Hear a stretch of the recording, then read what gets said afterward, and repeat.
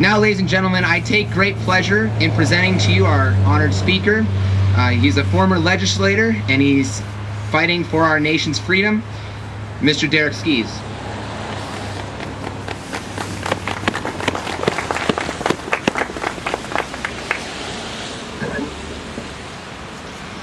Thank you so very much. I'm honored to be here. People keep telling me, Derek, it's awesome that you're here. No, it's awesome that you're here.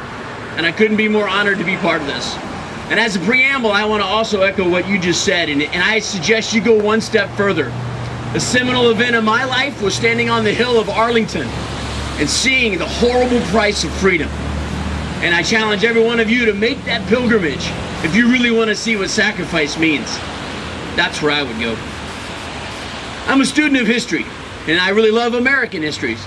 So I want to discuss today a principle that I think we really need to re-embrace, and that principle is courage. So let's look at the definition of courage. That's where we should start with all study of words. The definition is the ability to do something that you know is difficult or dangerous, moral or mental strength to venture, persevere, whilst danger, fear, and difficulty assail you. That is courage. To the ancient Greeks, courage is one of 4 cardinal virtues. And when I say cardinal, what that means is pivotal, because were to possess any of those virtues, a person must be able to sustain it in the face of difficulty or adversary. And those 4, of course, courage, prudence, justice, and temperance. In the Catholic Christianity, it's also one of the 7 gifts that the Holy Ghost can bestow upon us with our faith. In the Bible, there are over 80 different verses that deal directly with courage. And one of my favorite is Mark 5:36, where Christ tells us, "Do not fear, only believe." Winston Churchill, another hero of mine, he said, "Courage is rightly esteemed the first of all human qualities, because it is the quality that guarantees all others." So let's go down a quick history lesson of courage and where it got this great nation today. I would like to begin with Columbus in 1492. Now we all know that he sailed across the ocean and discovered America on his path to find Asia. But do you realize that he began that quest in 1485, and he went to Venice and Genoa and England and Portugal and begged them to let him do that in their name. And he never gave up. His courage to persevere convinced Spain to let him do it. Then that man and a handful of brave souls climbed on 3 little boats that were barely 70 feet long and 25 feet wide. And with a ton of concern over the journey, many of the sailors thought that the world was flat. And their fear of that event, and they still got on those boats, and they still headed west. And thank God they did, because they discovered our great continent. They sailed 25,000 miles without even being sure of where they were going to end up. And they traveled in boats designed for the Mediterranean and not the Atlantic. They also discovered hurricanes, something that you and I take for granted with today's modern knowledge. And in 1494, he saw his first one.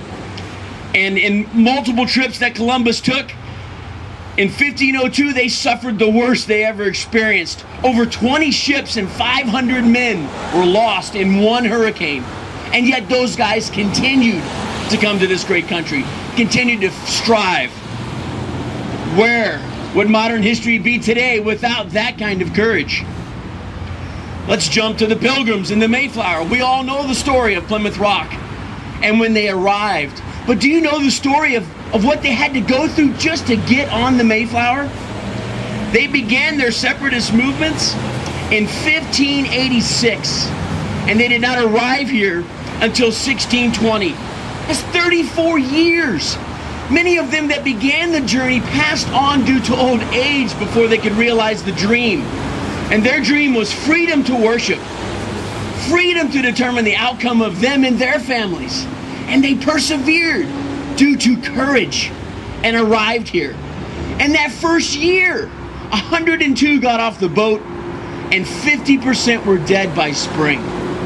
And they still persevered. And then many more followed them because they saw the freedom and the promise that courage gave them. And today, more than 45 million Americans can trace their family lineage directly to one of those survivors. Where would we be without that kind of courage? Let's talk about the 56 signers of the Declaration of Independence. And one of my favorite, it's a vernacular that we use. Put your John Hancock on this. Do you know why we say that today? Because John Hancock, one of the signers of the Declaration of Independence, knew that the king had bad eyesight. And so what did he do? He made sure and sign it in as big a letters as he could so the king would know him without spectacles. That is courage. Out of those 56 men that pledged their lives, their fortune, and their sacred honor, 5 were captured and tortured and killed for treason against the crown. 2 families lost sons in the Revolutionary War, and 9 fought and died from wounds during that war. Where would we be today without the courage of the Declaration of Independence? There are so many examples of courage in America's history. I'll just hit a couple of them. Where would we be without the where would we be without the Americans who fought the War of 1812? Remember, the British still thought of us as colonials. They pillaged our ships and damaged our trade and treated us with disrespect. And we still had the courage to persevere. Where would we be without the countless pioneers that came west and established what we take for granted today? That was incredibly difficult. But thanks to their courage, we sit in Montana right now. Where would we be without the women who fought for the right to vote? A very basic principle all of us take for granted today, but that was a fight. And those women fought it and earned it, and they did it by courage. Where would we be without the courage of Dr. Martin Luther King and the other leaders of the civil rights movement who fought that all men are created equal, regardless of color or creed? Where would we be without that courage? Where would we be without the courage of the U.S. space program and the astronauts that put their lives on the line to push the frontier of man to space, to land on the moon, and to create a great heritage for America to be proud of? Where would we be without that courage? Where would we be, last but not least, and it's not in chronological order, without the men and women who died to keep us free in every war that we have fought, and most especially in World War II? Where would Europe be without the valor and the courage of Americans?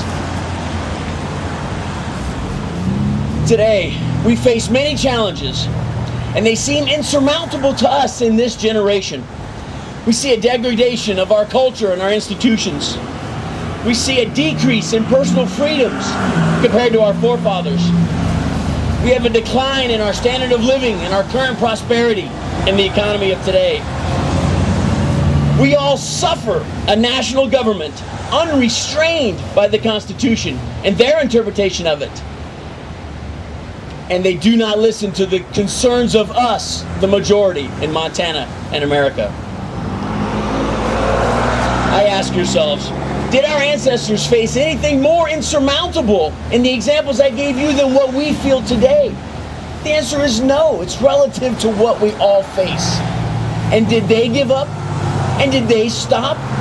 Did they not have courage to do this? The answer is, thank God, no. I'd like to now talk a little bit about one of my favorite movies, The Wizard of Oz in 1939. If we're talking about courage, we got to talk about the lion. The Cowardly Lion, of course, said, courage. What makes a king out of a slave? Courage. What makes the flag on the mast to wave? Courage. What makes the elephant charge, his tusk in the misty mist or the dusky dusk? What makes the muskrat guard his musk? Courage. What makes the Sphinx the seventh wonder of the world? Courage. What makes the dawn come upon us like thunder? Courage. What makes the Hottentot so hot? What puts the ape in apricot? What have they got that I ain't got? Courage. We all know the message of that movie. In the end, those characters found their own courage. They went to the wizard to get it, and in the journey they found it themselves. The other critical lesson of the Wizard of Oz is there's no place like home. If you can't fight for this, what can you fight for? I ask you to stand with me in the face of a loud minority of radical leftists bent on a fundamental transformation of our way of life. I ask you to stand firmly to what we believe in at the family gatherings when confronted by the minority of our families that view the misguided belief that government is the answer to our problems. I ask you to stand with me in the defense of the Constitution and demand its proper adherence from our servants in the bureaucracy and in the legislature. I ask you to stand and reject the biased narrative of the modern media bent on socially engineering the way we think to create a socialist utopia that all of us know can't exist and that will only lead to tyranny, as history has demonstrated. I ask you to stand for culture and values and institutions of the United States that made us great. I ask you to stand up for your children and fight that you, their parents, are the primary guide of their path. I ask you to stand up and to commit to give your life, your fortune, and your sacred honor that our future may be as bright as our past. Lastly, my friends, I beg you to stand and defend our way of life so that Lady Liberty and that our future and our future descendants will remember this generation as the ones who fought against a tidal wave of radical socialism so that they can be free, so that they will know that we are the land of the free and the home of the brave. Thank you.